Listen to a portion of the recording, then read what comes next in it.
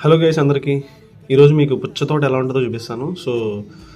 బేసిక్గా ఇప్పుడు మీరు చూస్తుంది ఒక ట్రాక్టర్ పుచ్చకాయలు తీసుకొచ్చి ఒక ఐచర్ వ్యాన్ దగ్గరికి వస్తుంది. ఐచర్ వ్యాన్లో పుచ్చకాయలని లోడ్ అవుతాయి అన్నమాట. ఇలా ఎందుకు చేస్తున్నారంటే పుచ్చకాయలు అనేవి గోదావరి ఒడ్డున ఇసుక తెప్పల్లో అటువంటి ఏరియాల్లో ఎక్కువ పండుతాయి. అక్కడ నుంచి తీసుకెళ్ళడానికి ట్రాక్టర్ యూస్ చేస్తారు. ఎందుకంటే ఈ ఐచర్ వ్యాన్ గట్రా అక్కడికి వెళ్ళలేదు. అక్కడ నుంచి ఇలా తీసుకొచ్చి ఇలా బండికి లోడ్ చేస్తారు. ఈ ఊరు వచ్చి చర్ల అనే ఊరు, చర్ల గ్రామం. ఇది రాజమండ్రి నుంచి మనకి ఆల్మోస్ట్ ఒక 240 కిలోమీటర్స్ వరకు ఉంటుంది. ఇక్కడ నుంచే మనకి ఆంధ్రాకి పుచ్చకాయలన్నీ మ్యాక్సిమం వచ్చాయి, ఈ ఏరియా నుంచి వస్తాయి.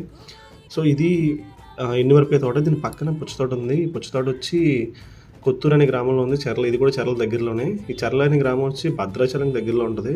చూడండి మీరు, ఇక్కడ చాలా పుచ్చకాయలు, చాలా పుచ్చకాయలు ఉన్నాయి.